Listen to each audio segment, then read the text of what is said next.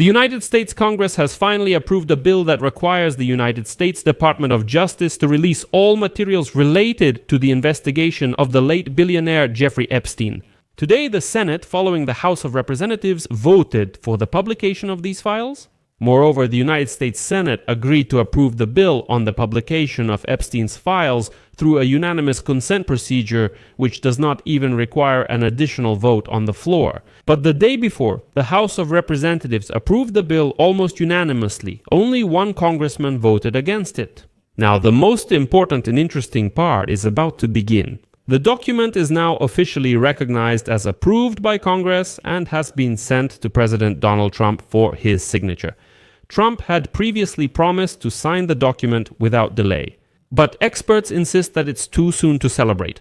Loopholes in the bill itself regarding ongoing investigations and national security give Donald Trump's officials broad justification to delay or heavily redact documents in the Epstein case.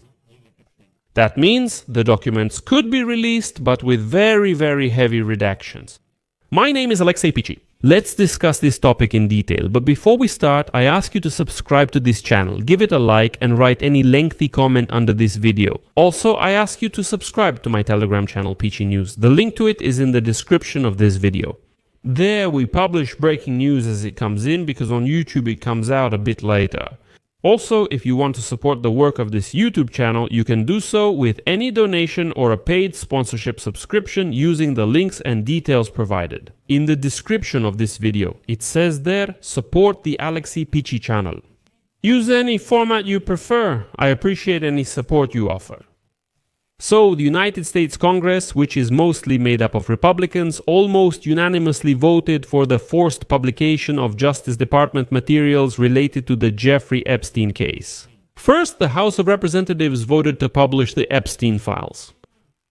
After Trump's call, there was almost unanimous support. 427 congressmen voted in favor and only one voted against. The Senate decided to go with an even simpler procedure. On Tuesday, the United States Senate agreed to approve the bill on publishing the Epstein files using a unanimous consent procedure, which does not require an additional vote.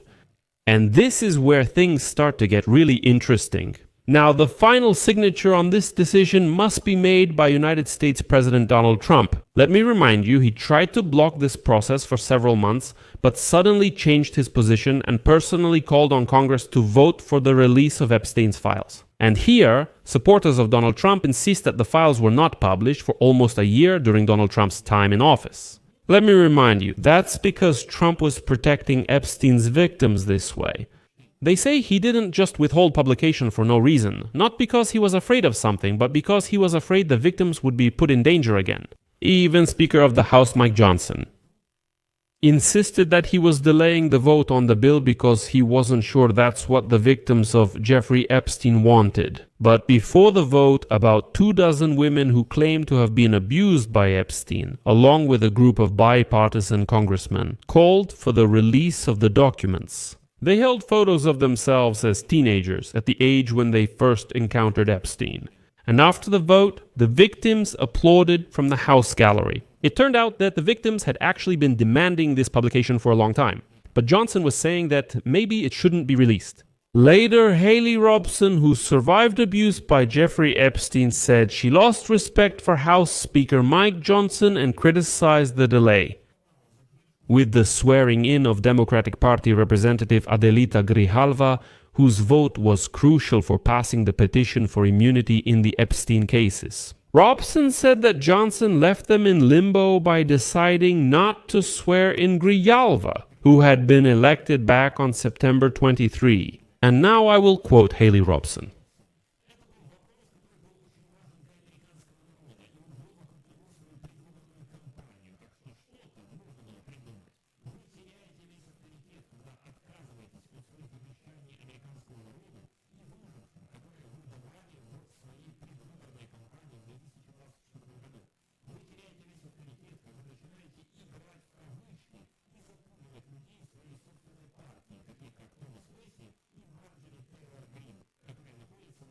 Haley Robson stated that Johnson left them in limbo by deciding to swear in Grijalva, who had a decisive role in the adoption of the release petition.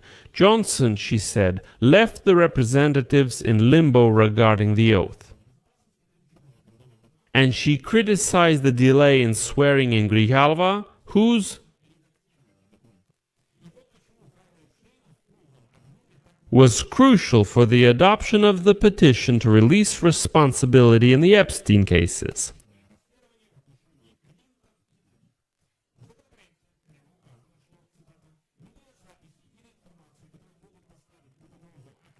Robson said Johnson left it in limbo. Having decided to take the oath, she criticized the delay in swearing in Grijalva, whose decision was crucial for the adoption of the petition to release Epstein from responsibility.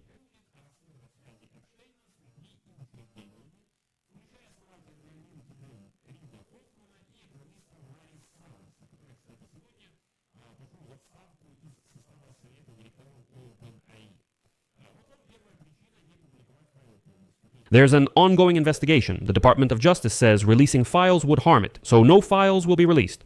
Well, Trump himself can still veto the bill, but if he doesn't... It's worth remembering that judges have previously blocked the release of court records related to investigations into Epstein and his associate Ghislaine Maxwell. The court's grand jury prohibited parts of the documents from being shown to the public. And it can do so now as well. And now, the most interesting part. According to the bill passed by Congress, the Department of Justice may withhold classified information, including any information that must be kept secret for reasons of national defense or foreign policy. And under this vague wording of national defense and foreign policy, absolutely anything can be included. For example, that certain information from Epstein's files, could harm the relationship of the United States of America with other countries. And the bill also clarifies that the Attorney General, quote, may withhold or edit records that include the following: names of victims, medical records and identifying information, materials containing scenes of sexual violence against children, images of death, violence or injuries, end quote. Any classified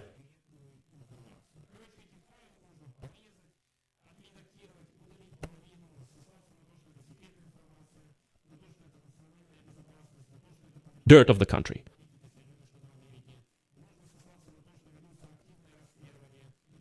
Son. Got him.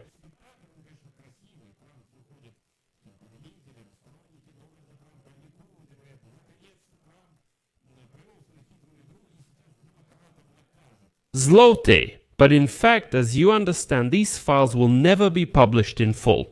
Let me remind you again for anyone who missed previous episodes. Let me remind you that in July 2025, Attorney General Pam Bondi came out and publicly stated that after an additional investigation, which was launched by the Department of Justice and the FBI in February, they concluded that there were no grounds for initiating new criminal cases. They stated that there were no grounds to conduct any new investigations against anyone, and then suddenly, a few months later, they start new investigations against Clinton, John Pierpont Morgan, Chase, Summers, and so on and so on.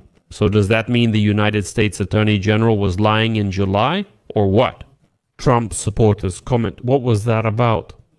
But honestly, to get ahead of things, I'll say that you won't write anything. You'll just write that Donald Trump is great and Peachy is lying and manipulating everything. So friends, I'll leave it at that. Share your opinions and conclusions in the comments under this episode. Subscribe to the channel, hit the bell, and don't forget to like. That's all for now. Take care, goodbye.